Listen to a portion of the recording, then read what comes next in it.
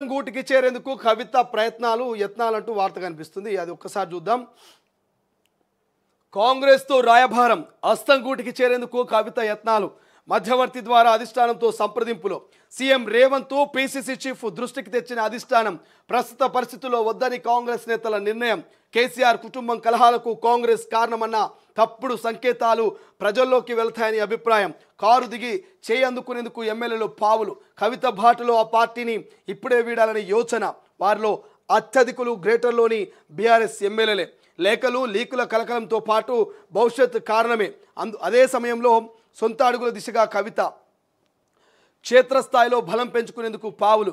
గతంలో తనకు మంచి పట్టున్న సింగరేణిపై దృష్టి. సింగరేణి జాగృతి పేరిట కొత్త సంఘం ఏర్పాటు. కార్మికులతో భేటీ, కోఆర్డినేటర్ల నియామకము. కేసీఆర్కు లేఖస్త్రం సంధించి ధిక్కర స్వరం వినిపించిన ఆయన తనయ కవిత కాంగ్రెస్ అధిష్టానంతో రాయభారం నడిపారా? ఆ పార్టీలో చేరేందుకు ప్రయత్నం చేశారా? ప్రస్తుత పరిస్థితుల్లో కాంగ్రెస్ అధిష్టానం అందుకు నో చెప్పిందా? ఈ ప్రశ్నలకు అవునని అంటున్నాయి కాంగ్రెస్ వర్గాలు. లేఖలు లీకుల ద్వారా బీఆర్ఎస్లో కలకలం నెలకొన్న సమయంలోనే ఓ మధ్యవర్తి ద్వారా ఆమె కాంగ్రెస్ అధిష్టానాన్ని సంప్రదించారని ఆ వర్గాలు వివరించాయి. ఇటీవల 2-3 రోజుల పాటు ముఖ్యమంత్రి రేవంత్ రెడ్డి, పీసీసీ అధ్యక్షుడు మహేష్ కుమార్ గౌడ్ ఢిల్లీలోనే మకాం వేసిన సంగతి తెలిసింది. ఆ సమయంలోనే కవిత ప్రతిపాదనను కాంగ్రెస్ అధిష్టానం పెద్దలు వారిద్దరి దృష్టికి తీసుకెళ్లినట్టుగా తెలిపాయి. అయితే ప్రస్తుత పరిస్థితుల్లో ఆమెను చేర్చుకోవడం మంచిది కాదని వారిద్దరూ అభిప్రాయపడినట్టుగా వివరించాయి. పార్టీలో కవితను చేర్చుకుంటే కేసీఆర్ కుటుంబ కలహాలకు కాంగ్రెస్ కారణమన్న తప్పుడు సంకేతాలు ప్రజల్లోకి వెళ్తాయంటూ కొన్ని వర్గాలు చెప్పినట్టుగా వివరించారు.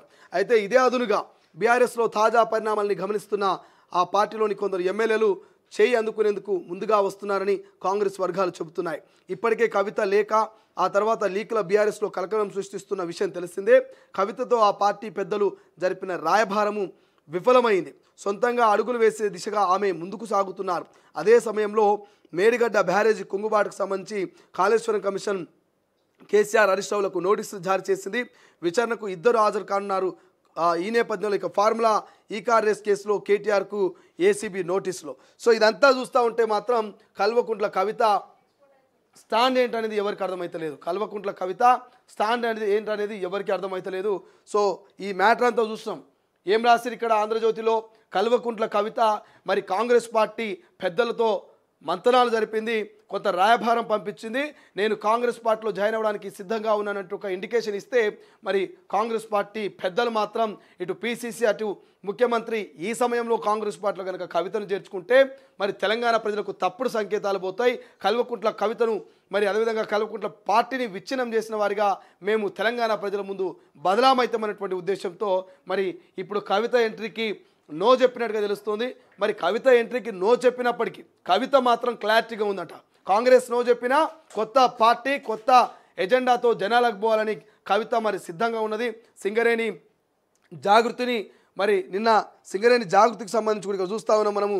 ఒక పట్టుబట్టింది, సింగరేణికి దృష్టి పెట్టింది సింగరేణి కార్మికుల మీద. సింగరేణి జాగృతి పేరిట ఒక కొత్త సంఘాన్ని కూడా ఆమె ఏర్పాటు చేసింది. సో పట్టు వదలని విక్రమార్కుడు అని ఏ విధంగా అంటారో మరి అట్లా పట్టు వదలకుండా మరి కవిత మాత్రం కొత్త పార్టీ కోసం సర్వ ప్రయత్నాలు చేస్తూ ఉంది, విశ్వ ప్రయత్నాలు చేస్తూ ఉంది.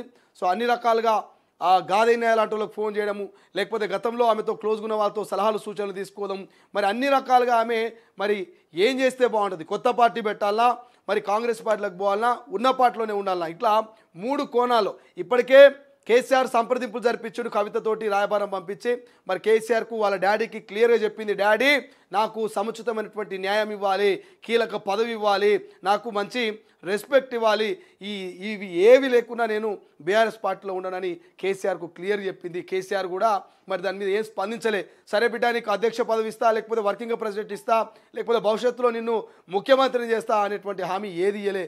కేవలం పార్టీ బదలా కావద్దు, వాళ్ళ కల్వకుంట్ల కుటుంబం పలసనవద్దనేటువంటి ఒక ఆలోచనతో కేసీఆర్ మధ్యవర్తులను పంపించి ఆమెతో మంతనాలు జరిపినప్పటికీ ఆ మధ్యవర్తము, ఆ మంతనాలు, ఆ చర్చలను కూడా విఫలమైనవి, సఫలం కాలేవు. కాబట్టి ఇక కల్వకుంట్ల కవిత నెక్స్ట్ కాంగ్రెస్ వైపు చూస్తే కాంగ్రెస్ కూడా నో చెప్పింది. ఇక ఏకైక ఆప్షన్ ఏముంది అంటే కవితకి మరి పార్టీ పెట్టాలి, పార్టీలోకి ఒక 10 మంది ఎమ్మెల్యేలు తీసుకొని పోవాలి, మరి ఎజెండాతోటి సామాజిక తెలంగాణ అటువంటి ఒక అంశంతో యాజ్ టీజ్గా ఏపీలో షర్మిల ఏ విధంగా అయితే కొత్త పార్టీ పెట్టి తెలంగాణలో మరి పాదయాత్ర చేసిందో కాళ్ళకు చక్రాలు కట్టుకొని same to same Kalvakuntla Kavitha కూడా కొత్త పార్టీ పెట్టాలి, కొంతమందిని చేర్చుకోవాలి, మరి పాదయాత్ర పేరుతోటి కాళ్ళకు చక్రాలు కట్టుకొని తిరగాలి. తర్వాత పార్టీ బలోపేతమై బాగా నడిస్తే ఓకే, లేకపోతే ఏదో పార్టీలో విలీనం చేయాలి. ఇది ఇప్పుడు కల్వకుంట్ల